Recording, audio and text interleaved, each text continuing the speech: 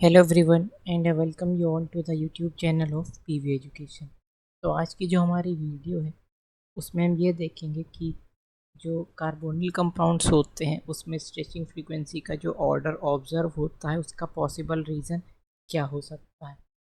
तो सबसे पहले तो हमें ये पता है कि आईआर स्ट्रेचिंग फ्रीक्वेंसी जो होती है उसका हमारा फॉर्मूला होता है nu equal to 1/2 pi under root of K, या फिर इस के को के एफ भी बोला जाता है, अंडर रूट ऑफ के एफ अपॉन म्यू।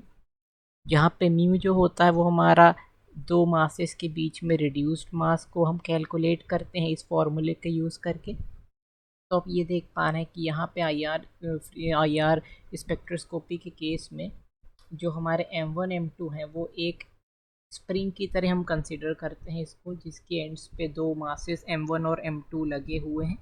एक बॉन्ड के जो दो एटम्स हैं और उस बॉन्ड को एज अ स्प्रिंग ट्रीट किया जाता है, जो हुक्स लॉ को फॉलो करके ये फॉर्मूला जनरेट करके आता है हमारे पास 1/2 पाई अंडर रूट ऑफ के एफ अपॉन म्यू।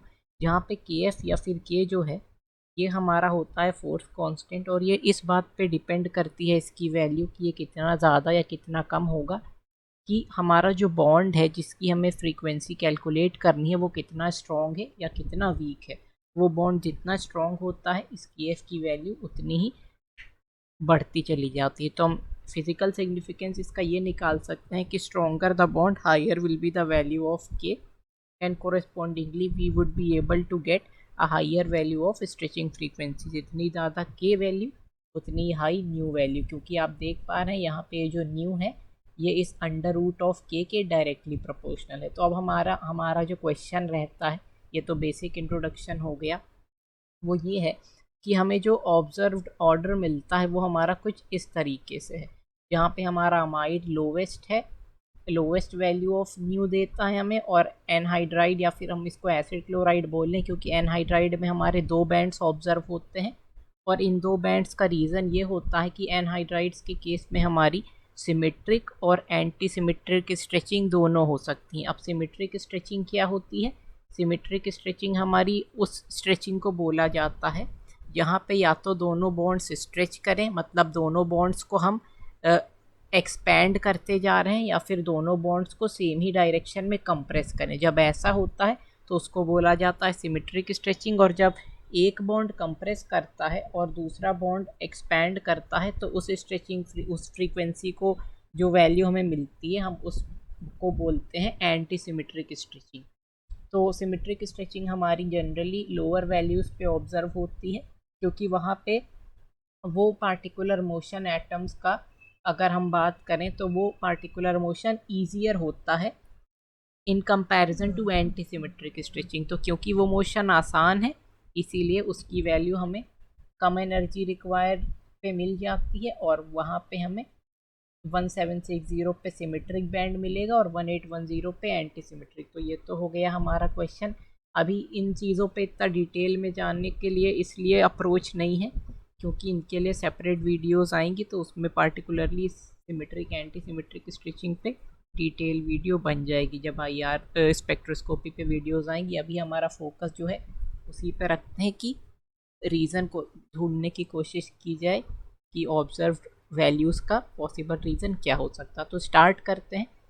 तो हमें ये देखना है कि यहाँ पे हम कीटोन की जो वैल्यू देख पा रहे हैं 1715 पे, ये वैल्यू जो हमारी है इसको हम मान के चलते हैं अपना रेफरेंस, यानी इसके रिस्पेक्ट में कोई वैल्यू ज़्यादा है, मतलब एल्डिहाइड्स, एस्टर्स, एनहाइड्राइड और एसिड क्लोराइड इससे हाइयर फ्रीक्वेंसी पे ऑब्जर्व कर रहे हैं, और हम जब कार्बोक्सिलिक एसिड और अमाइड्स को देखते हैं तो वो इससे लोअर फ्रीक्वेंसी पे एब्जॉर्ब कर रहे हैं आईआर रेडिएशंस को। तो हमारा रेफरेंस है कीटोन, तो हम कीटोन से ही स्टार्ट करते हैं। हमें जो भी हायर और लोअर वैल्यूज़ हैं वो कीटोन्स को देखते हुए एक्सप्लेन करनी है। तो जैसा कि आप देख पा रहे हैं कि ऊपर वाले फिगर में the range of values in the above figure can be explained through electronic displacement effects, जो कि हमारे इलेक्ट्रॉन विड्रॉइंग ग्रुप या डोनेटिंग ग्रुप लगते हैं तो वो अपना इलेक्ट्रॉनिक डिस्प्लेसमेंट करते हैं, तो उसी के कोरिस्पॉन्डिंग हमें ये चेंज ऑब्जर्व होगा। तो हम देखते हैं, सबसे पहले हम ये देख लेते हैं यहाँ पे कि अगर हमारा इलेक्ट्रॉन विड्रॉइंग ग्रुप है और इलेक्ट्रॉन डोनेटिंग ग्रुप है तो उससे जो हमारी स्ट्रेचिंग फ्रीक्वेंसीज आती हैं उन पे क्या फ़र्क पड़ता है CO की स्ट्रेचिंग फ्रीक्वेंसी पे। तो अगर हम देखें तो हमें ये पता चलेगा कि अगर हम विड्रॉइंग ग्रुप लेके चलते हैं तो ये एक एस्टर का भी एग्ज़ाम्पल लिया है, बाकी अभी एक्सप्लेन करेंगे आगे पार्टिकुलर एग्ज़ाम्पल लेके। अभी तो हम इफेक्ट डिस्कस कर रहे हैं कि इलेक्ट्रॉन विड्रॉइंग ग्रुप का क्या होगा। तो यहाँ पे ये जो ऑक्सीजन एटम है ये हमारा इलेक्ट्रोनेगेटिव है, इसी वजह से ये इस कार्बन से इलेक्ट्रॉन डेंसिटी को विड्रॉ करेगा, जिसको हम बोलते हैं इंडक्टिव इफेक्ट। तो इस कार्बन पे एक पार्शियल पॉजिटिव चार्ज जनरेट होगा और साथ ही साथ ये वाला ऑक्सीजन एटम भी मोर इलेक्ट्रोनेगेटिव होने की वजह से कार्बन से इलेक्ट्रॉन डेंसिटी विड्रॉ करेगा, तो यहाँ पे नेगेटिव चार्ज आ जाएगा। तो हम ये देख पा रहे हैं कि अगर हमने कोई इलेक्ट्रॉन विड्रॉइंग ग्रुप लगा दिया, जो कि इस केस में ये OR ग्रुप था जो इस कार्बन से इलेक्ट्रॉन डेंसिटी को विड्रॉ कर रहा है, तो इस कार्बन पे पॉजिटिव चार्ज बढ़ गया और इस ऑक्सीजन पे नेगेटिव चार्ज बढ़ गया। तो मतलब विड्रॉइंग ग्रुप लगाने की वजह से इस CO बॉन्ड की जो पोलैरिटी है वो बढ़ गई है। पोलैरिटी बढ़ने का मतलब क्या है कि कार्बन का पॉजिटिव चार्ज बढ़ गया, ऑक्सीजन का नेगेटिव चार्ज बढ़ गया। तो हम ये जानते हैं कि जहाँ भी ऑपोजिट चार्जेस हैं उनमें electrostatic force of attraction observe होगा हमें। तो ये जो पोलैरिटी बढ़ गई, the increase in polarity increase the electrostatic force of attraction, जिसकी वजह से इलेक्ट्रोस्टैटिक फोर्स ऑफ अट्रैक्शन बढ़ेगा। और अगर अट्रैक्शन बढ़ेगा तो उससे क्या होगा, ये CO कार्बोनिल बॉन्ड जो है CO वाली, ये दोनों पास में आ जाएंगे। पास में आएंगे मतलब क्या हो गया, इनकी बॉन्ड लेंथ डिक्रीज हो गई। और अगर बॉन्ड लेंथ डिक्रीज हो गई तो उस केस में क्या होगा, बॉन्ड ऑर्डर बढ़ जाएगा, क्योंकि हम अपनी प्रीवियस नॉलेज से ये जानते हैं कि बॉन्ड ऑर्डर और बॉन्ड लेंथ में इनवर्स रिलेशन होता है। ये हम देख पा रहे हैं यहाँ पे कि जो बॉन्ड ऑर्डर है और बॉन्ड लेंथ उन दोनों में इनवर्स रिलेशन होता है। तो अगर हमारी बॉन्ड लेंथ डिक्रीज हो गई अट्रैक्टिव फोर्स से तो बॉन्ड ऑर्डर बढ़ जाएगा। बॉन्ड ऑर्डर बढ़ने का क्या मतलब है कि जो हमारा बॉन्ड है वो स्ट्रोंगर हो गया। बॉन्ड स्ट्रोंगर होगा तो उससे क्या होगा, KF की वैल्यू, जैसा कि हमने आपको वीडियो के स्टार्टिंग में बताया था कि KF की वैल्यू जो कि हमारा फोर्स कांस्टेंट होता है वो बढ़ जाएगा, क्योंकि ये डिपेंड करता है स्ट्रेंथ ऑफ बॉन्ड पे। तो अगर KF की वैल्यू बढ़ जाएगी तो हम ऊपर अगर वापस जाएं उस स्लाइड पे तो हम देख पा रहे हैं कि KF की वैल्यू बढ़ने पे हमारे ये न्यू इसके अंडर रूट ऑफ KF के डायरेक्टली प्रोपोर्शनल है, तो स्ट्रेचिंग फ्रीक्वेंसी भी हमारी बढ़ जाएगी।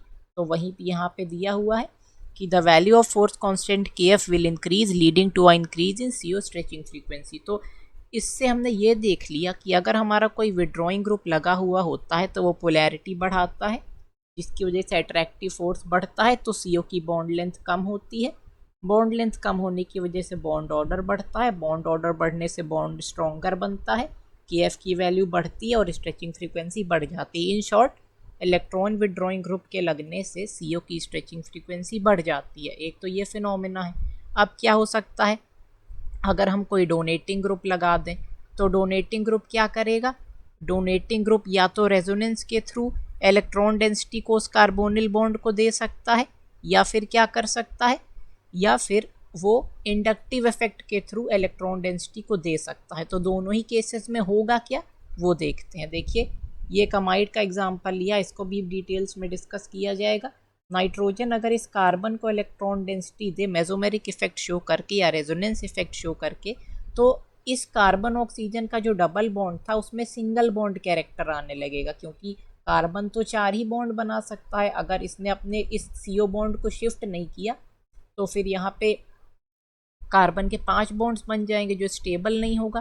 तो इस वजह से कार्बन इस CO बॉन्ड को ऑक्सीजन की तरफ शिफ्ट कर देता है, क्योंकि ऑक्सीजन ज़्यादा नेगेटिव इलेक्ट्रोनेगेटिव एटम है, वो नेगेटिव चार्ज को बियर कर सकता है। तो जब उसकी तरफ इलेक्ट्रॉन डेंसिटी गई तो कार्बोनिल बॉन्ड में सिंगल बॉन्ड कैरेक्टर आ गया। सिंगल बॉन्ड कैरेक्टर आने से क्या मतलब है कि बॉन्ड वीकर हो गया, क्योंकि लेफ्ट में जहाँ पे रेजोनेंस नहीं था वहाँ पे CO में डबल बॉन्ड था और यहाँ पे सिंगल बॉन्ड है, मतलब बॉन्ड ऑर्डर डिक्रीज हो गया, 2 से 1 हो गया।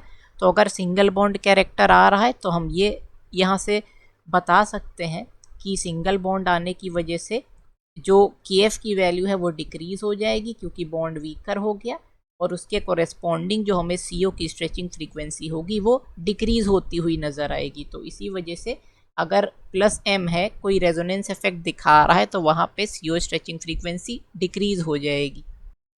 तो ये तो हो गया effect of resonance that is plus M effect on CO stretching frequency. अब बात करते हैं अगर हमारा क्या हो, अगर हमारा इंडक्टिव इफेक्ट के थ्रू इलेक्ट्रॉन डेंसिटी ली जाए तो आप देखेंगे इंडक्टिव इफेक्ट में क्या होगा। अगर ये कीटोन का स्ट्रक्चर है, अगर कीटोन में दो एल्काइल ग्रुप्स हैं तो हमें पता है alkyl groups plus I effect show करते हैं, दैट इज कार्बोनिल का जो कार्बन है उसको वो इलेक्ट्रॉन डेंसिटी प्रोवाइड करेंगे।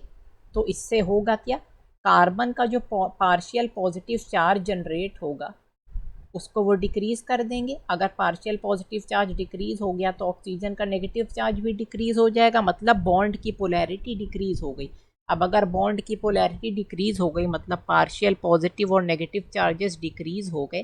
जैसे कि आप ये स्ट्रक्चर बना देख सकते हैं, अगर यहाँ पे आर ग्रुप था, देखिए यहाँ पे पॉजिटिव और नेगेटिव चार्ज था, उसी केस की तरह यहाँ पे जो हमारा आर है जब इलेक्ट्रॉन डेंसिटी डोनेट करेगा तो यहाँ पे जो पोलैरिटी है इस CO बॉन्ड की वो डिक्रीज हो जाएगी। पोलैरिटी डिक्रीज होने से क्या होगा, यहाँ पे जो पार्शियल पॉजिटिव चार्जेस थे वो कम जनरेट हुए, मतलब electrostatic force of attraction weak हो जाएगा। अगर वो वीक हो गया तो इस CO बॉन्ड की जो बॉन्ड लेंथ है वो इंक्रीज हो जाएगी। बॉन्ड लेंथ इंक्रीज होने से क्या होगा, जो बॉन्ड ऑर्डर है वो डिक्रीज हो जाएगा, क्योंकि बॉन्ड लेंथ और बॉन्ड ऑर्डर में इन्वर्स रिलेशन होता है। और अगर बॉन्ड ऑर्डर डिक्रीज हो गया इसका मतलब ये है कि हमारा जो KF की वैल्यू है वो भी डिक्रीज होगी, क्योंकि बॉन्ड वीकर हो गया। और बॉन्ड अगर KF की वैल्यू डिक्रीज हो गई तो स्ट्रेचिंग फ्रीक्वेंसी भी डिक्रीज हो जाएगी। तो आउट एंड आउट हम ये बोल सकते हैं इस पूरे ऑब्जर्वेशन को देख के कि अगर कहीं भी हमारा डोनेटिंग ग्रुप लगा हो, चाहे वो जैसे भी इलेक्ट्रॉन डेंसिटी डोनेट करे, वो CO की स्ट्रेचिंग फ्रीक्वेंसी को डिक्रीज़ करेगा। और यही अगर हमारा विड्रॉइंग ग्रुप था तो विड्रॉइंग ग्रुप के केस में हमारी इलेक्ट्रॉन डेंसिटी का जो भी चेंज आ रहा था उसका ओवरऑल रिजल्ट ये था कि हमारी CO की स्ट्रेचिंग फ्रीक्वेंसी बढ़ रही थी। तो अब इसी को हमें अप्लाई करना है पार्टिकुलर कार्बोनिल ग्रुप्स के एग्जाम्पल पे। तो स्टार्ट करते हैं। हमारा पहला एग्जाम्पल जो है, जो हम रेफरेंस लेके चलेंगे, जैसा हमने आपको पहले बताया था, वो कीटोन है। तो कीटोन के केस में हम बात कर चुके हैं कि दोनों एल्काइल ग्रुप्स जो हैं वो इलेक्ट्रॉन डेंसिटी CO बॉन्ड को देंगे, जिसकी वजह से कार्बन का इस बॉन्ड की पोलैरिटी डिक्रीज होगी।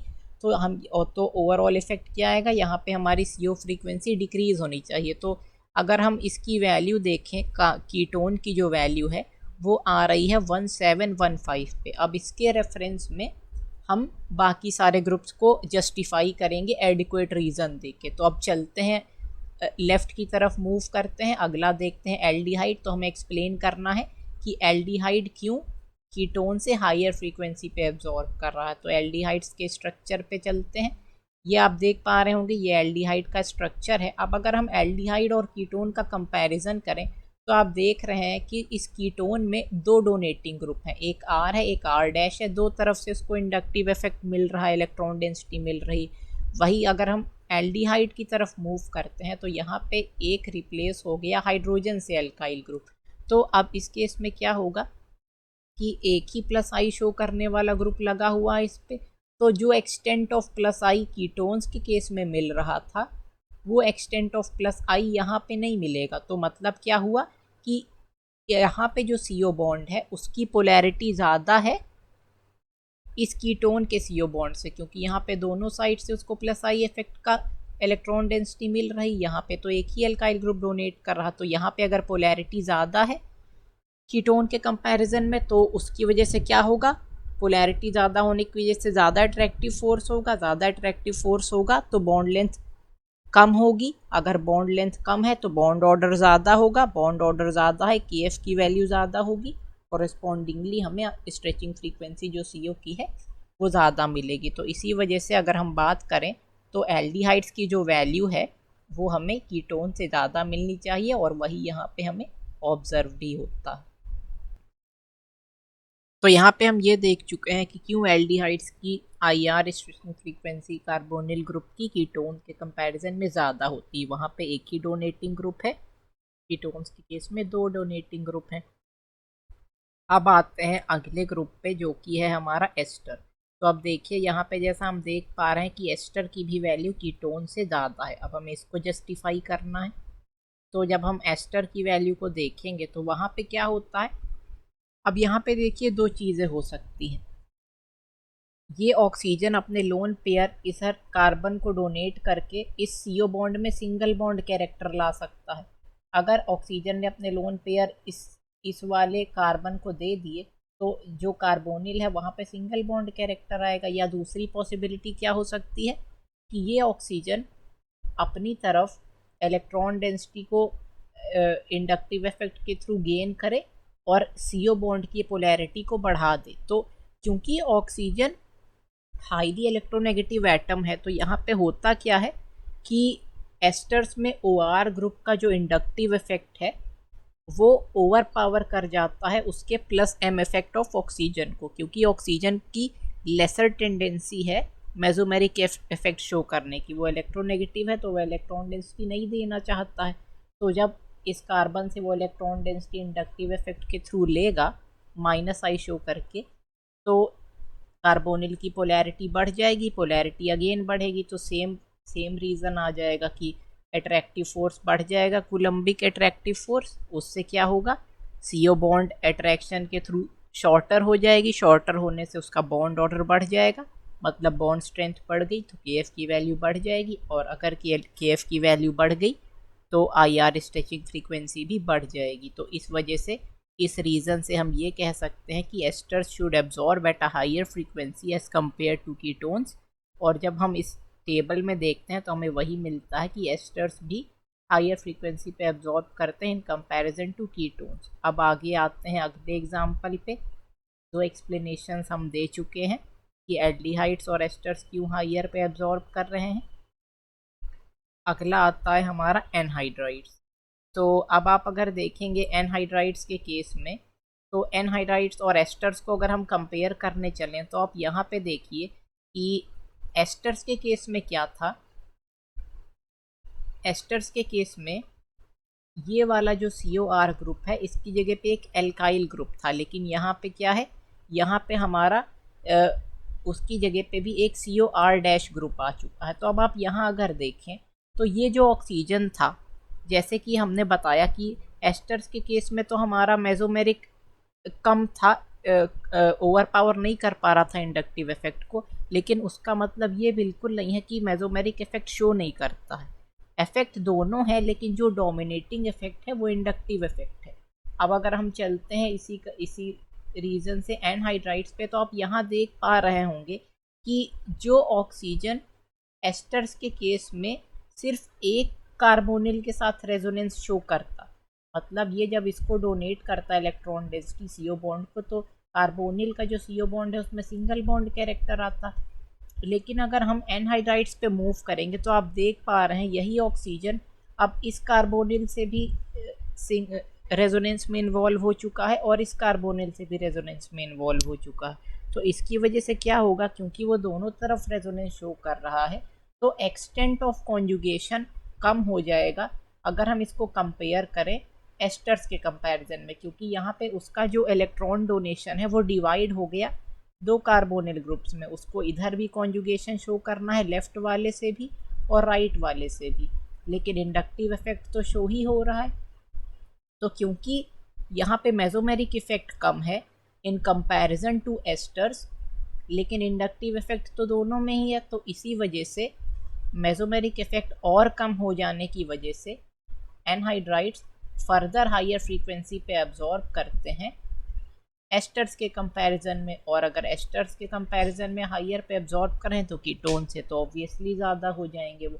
तो आई होप आपको ये रीज़न समझ में आया होगा कि ऑक्सीजन का जो मेसोमेरिक के थ्रू डोनेशन था वो एनहाइड्राइड्स के केस में दो डायरेक्शंस में डिवाइड हो गया। इसी वजह से मेसोमेरिक इफेक्ट के कम होने की वजह से और कम हो जाने की वजह से इंडक्टिव इफेक्ट और डोमिनेटिंग हो गया एनहाइड्राइड्स में, और डोमिनेटिंग होने से वहाँ पे फर्दर जो IR फ्रीक्वेंसी है वो इंक्रीज़ हो गई, क्योंकि वहाँ पे तो वो विड्रॉ कर रहा था। अगर विड्रॉ करेगा इलेक्ट्रॉन डेंसिटी तो फिर से पोलैरिटी बढ़ा के वो बॉन्ड स्ट्रेंथ बढ़ा देगा और IR stretching frequency again increase हो जाएगी।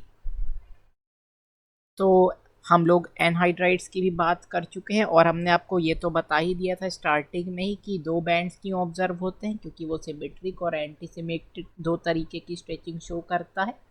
दो तरीके की आईआर स्ट्रेचिंग, तो इस वजह से वहाँ पे दो बैंड्स ऑब्जर्व होते हैं। तो हमने एनहाइड्राइड्स तक बात कर ली है। अब हम आ जाते हैं कार्बोक्सिलिक एसिड्स पे। एसिड क्लोराइड अभी बचा है, उसकी भी बात करनी है। अब आप देख पा रहे होंगे कि कार्बोक्सिलिक एसिड कीटोन से लोअर फ्रीक्वेंसी पे एब्जॉर्ब करता है। अब इसका रीज़न क्या हो सकता है? तो अगर हम आते हैं कार्बोक्सिलिक एसिड्स पे, तो आप ये देख पा रहे होंगे कि कार्बोक्सिलिक एसिड में भी अगर हम इसको एस्टर से कंपेयर करें तो ये जो हाइड्रोजन है बस इसकी जगह पे आर ग्रुप होता है एस्टर्स में, यहाँ पे हाइड्रोजन है। तो आइडियली तो ये होना चाहिए कि एस्टर्स के आसपास ही एब्जॉर्ब करे। तो एस्टर्स तो हमारे एब्जॉर्ब कर रहे थे 1735, या एनहाइड्राइड भी एब्जॉर्ब कर रहे थे 1760 पे, तो इसको इसी रेंज के आसपास एब्जॉर्ब करना चाहिए क्योंकि यहाँ भी ऑक्सीजन है, ऑक्सीजन विड्रॉ करेगा। तो फिर इसकी स्ट्रेचिंग फ्रीक्वेंसी इतनी कम क्यों हो गई, 1710 क्यों हो गई, जबकि इसको एब्जॉर्ब करना चाहिए था 1760 से 1735 इसी रेंज में के आसपास। तो इसको देखने के लिए हमारा ये रीज़न होता है कि हमें पता है carboxylic acids strong hydrogen bonding show करते हैं। अब हाइड्रोजन बॉन्डिंग शो करेंगे तो क्या होगा? अगर हम मान के चले ये हाइड्रोजन बॉन्डिंग नहीं शो करें तो आप देख पा रहे होंगे तब तो फिर ये 1760 के आसपास ही एब्जॉर्ब करते हैं। और रीज़न हम लोगों ने अब कई बार देख चुके हैं कि विड्रॉइंग इफेक्ट है तो वो उसकी आईआर फ्रीक्वेंसी को बढ़ा देगा। लेकिन जब ये हाइड्रोजन बॉन्डिंग के थ्रू अगर डाइमराइज हो गए तो डाइमराइज होने से क्या होगा? ये जो CO का ऑक्सीजन है, पहले जो केवल इस कार्बन से इंटरेक्शन शो कर रहा था, अब उसका इंटरेक्शन इस हाइड्रोजन एटम से भी हो गया दूसरे वाले कार्बोक्सिलिक एसिड मॉलिक्यूल के, जिसकी वजह से इस CO का जो बॉन्ड ऑर्डर है वो वीक हो जाएगा क्योंकि वो जो इसके साथ इन्वॉल्व था इंटरेक्शन में, अब वो हाइड्रोजन से इंटरेक्शन शो करने लगा। तो CO बॉन्ड के वीकन होने की वजह से, जैसा कि आप देख पा रहे हैं, the dimerisation weakens the CO bond. अगर बॉन्ड वीक हो गया तो वहाँ पे KF stretching force constant decrease हो जाएगा, और अगर वो डिक्रीज हो गया तो IR स्ट्रेचिंग फ्रीक्वेंसी भी डिक्रीज हो जाएगी। तो इस एक्सटेंसिव हाइड्रोजन बॉन्डिंग की वजह से उनका CO बॉन्ड काफ़ी वीक हो जाता है, और जो वैल्यू है वो कीटोन से भी कम होके इतनी कम हो जाती है कि वो 1710 पे हमें एब्जॉर्बेंस देते हैं। फिर अब बात करते हैं अमाइड्स की और एसिड क्लोराइड की, दो बचे हुए हैं। तो अब हम बात करें अगर अमाइड्स की, तो अमाइड्स का आपको बेसिक स्ट्रक्चर अगर देखना है तो अमाइड्स का हमें पता है बेसिक स्ट्रक्चर ये होता है। वहाँ पे ये नाइट्रोजन जो है, नाइट्रोजन के साथ दो R ग्रुप लगे हैं।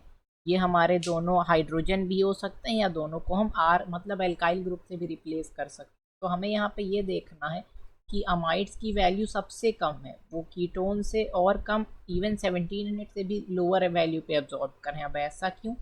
तो ऐसा इसलिए होगा क्योंकि यहाँ का जो नाइट्रोजन है उसका कन्फिग्रेशन कुछ ऐसा होगा 1s2 2s2 2p3, और इसकी p ऑर्बिटल्स जो हैं वो सिंगली ऑक्यूपाइड हैं।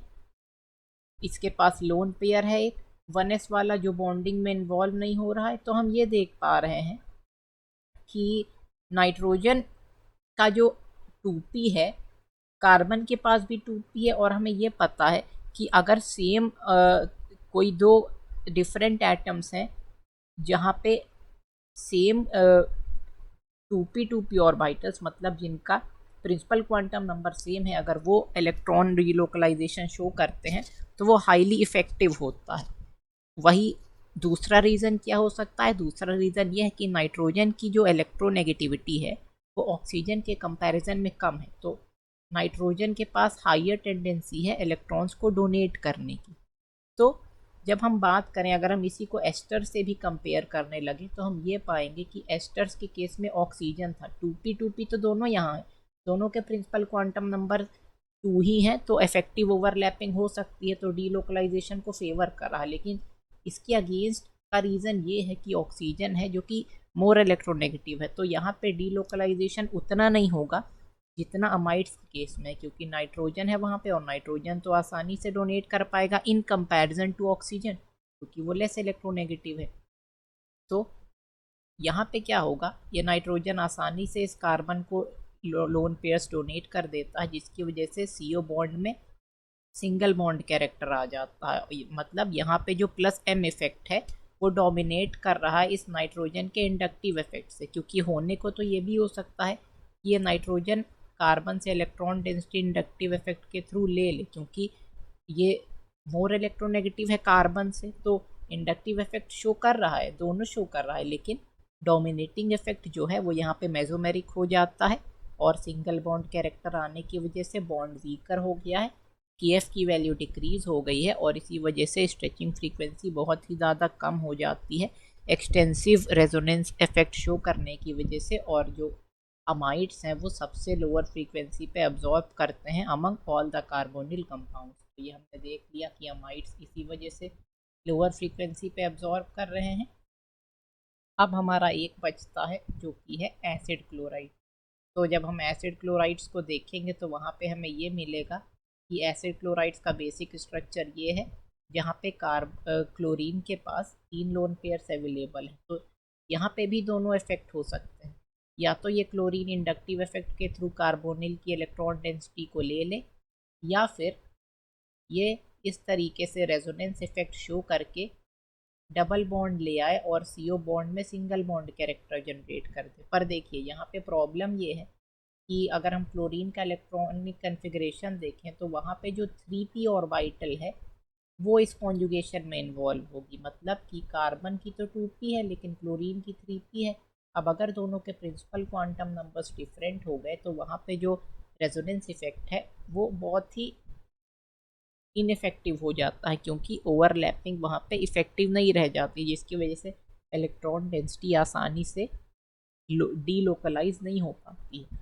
तो यहाँ पे क्या होगा, इसका जो मेसोमेरिक इफेक्ट है वो बहुत ही पुअर हो जाएगा और इसकी ज़्यादा टेंडेंसी ये रहेगी कि ये इंडक्टिव इफेक्ट के थ्रू यहाँ पे इलेक्ट्रॉन डेंसिटी को विड्रॉ कर ले, और विड्रॉ करेगा अगर तो अगेन पोलैरिटी से यहाँ पे चार्जेस बढ़ाएगा, कूलम्बिक अट्रैक्टिव फोर्सेस बढ़ेंगे, बॉन्ड शॉर्टर होगी, KF की वैल्यू इंक्रीज होगी, जिसका ओवरऑल इफेक्ट क्या होगा कि IR stretching frequency highest observe होती है यहाँ। तो अब आप ये कहेंगे, आपके पास जो रीज़न ये हो सकता है कि एस्टर्स में भी तो ऑक्सीजन विड्रॉ कर रहा था और यहाँ पे भी क्लोरीन विड्रॉ कर रहा। क्लोरीन तो लेस इलेक्ट्रोनेगेटिव है ऑक्सीजन से, तो वहाँ पे भी जब इंडक्टिव इफेक्ट एस्टर्स में भी डोमिनेट कर रहा है, यहाँ पे भी हमारा इंडक्टिव इफेक्ट डोमिनेटिंग था और यहाँ पे भी, तो ज़्यादा पोलैरिटी तो ऑक्सीजन को जनरेट करनी चाहिए, क्योंकि वो तो ज़्यादा इलेक्ट्रोनेगेटिव है, वो ज़्यादा विड्रॉ करेगा तो ज़्यादा पोलैरिटी आएगी। तो आइडियली तो ये होना चाहिए था कि एस्टर हायर फ्रीक्वेंसी पे एब्जॉर्ब करने चाहिए थे एसिड क्लोराइड से, क्योंकि क्लोरीन तो उतना नहीं विड्रॉ कर सकता। तो इसका रीज़न भी यही है कि ऑल दो एस्टर्स के केस में इंडक्टिव इफेक्ट डोमिनेटिंग है, लेकिन यहाँ पे जो मेसोमेरिक इफेक्ट है वो भी एसिड क्लोराइड्स के केस में ज़्यादा है। मेसोमेरिक इफेक्ट लेस डोमिनेटिंग है, लेकिन वहाँ पे तो ओवरलैपिंग ही इफेक्टिव नहीं है, क्योंकि वहाँ पे 2p और 3p ऑर्बिटल्स इन्वॉल्व हैं। ये आपने देखा, ये 2p और इसका 3p, ये इसका इलेक्ट्रॉनिक कन्फिग्रेशन। वही अगर हम बात करें एस्टर्स की, तो एस्टर्स के केस में आप ये देख पा रहे हैं कि यहाँ पे भी 2p है और यहाँ पे भी 2p है। तो यहाँ पे जो मेसोमेरिक होगा वो सफिशिएंटली लार्जर होगा mesomeric effect in comparison to acid chlorides, क्योंकि वहाँ पे तो दोनों के प्रिंसिपल क्वांटम नंबर्स ही सेम नहीं है और डोनेटिंग इफेक्ट तो हमेशा ही लोअर करता है IR स्ट्रेचिंग फ्रीक्वेंसी को। उसका रीज़न हमने देख लिया था। तो इसका ओवरऑल इफेक्ट क्या निकल के आता है कि दोनों में ही प्लस आई है, वो तो ठीक है, और प्लस आई ज़्यादा ऑक्सीजन का ही है, लेकिन इसका मेसोमेरिक और प्लस आई जब दोनों रिजल्टेंट ऐड किया जाता है तो मेसोमेरिक ज़्यादा होने की वजह से जो एस्टर्स हैं उनके केस में जो हमारी स्ट्रेचिंग फ्रीक्वेंसी होती है वो एसिड क्लोराइड से लोअर चली जाती है, क्योंकि एसिड क्लोराइड्स के केस में मेसोमेरिक बहुत ही ज़्यादा पुअर है, पुअर ओवरलैपिंग की वजह से। तो ये हमारा एसिड क्लोराइड था जिसका एस्टर से भी कंपैरिजन हो गया कि क्यों इंडक्टिव इफेक्ट एस्टर्स का ज़्यादा होने की वजह से भी वो एसिड क्लोराइड के कंपैरिजन में लोअर फ्रीक्वेंसी पे एब्जॉर्ब कर रहे हैं। वहाँ पे मेसोमेरिक इफेक्ट ज़्यादा इफ़ेक्टिव होता है। यही इसका रीज़न है, पॉसिबल रीज़न। तो हमने सारे कार्बोनिल कंपाउंड्स का ऑर्डर अरेंज कर लिया है। अगर आपको इस वीडियो से ये रीज़न सबके समझने में कुछ हेल्प मिली हो तो आप इस वीडियो को लाइक करिए, शेयर करिए, और जो भी ये टॉपिक्स पढ़ रहे हैं आपको अगर लगता है कि ये वीडियो उनके लिए इफ़ेक्टिव होगी तो आप उनको भी शेयर कर सकते हैं। इसकी पीडीएफ नीचे आपको अटैच्ड मिल जाएगी, वहाँ से आप इस पीडीएफ को रेफ़र कर सकते हैं अगर आपको इसको एक बार पढ़ना हो। बाकी एक्सप्लेनेशन तो आपको दे दिया गया। आई होप ये ऑर्डर आपको क्लियर होगा, इसका रीज़न, पॉसिबल रीज़न आपको समझ में आया होगा। तो चैनल को सपोर्ट करिए, वीडियो को लाइक करिएगा और चैनल को सब्सक्राइब ज़रूर करिएगा। केमिस्ट्री से रिलेटेड काफ़ी अच्छी अच्छी वीडियोज़ आती रहेंगी चैनल पे। और so thanks for watching this video, bye everyone, and I will meet you soon in the next video.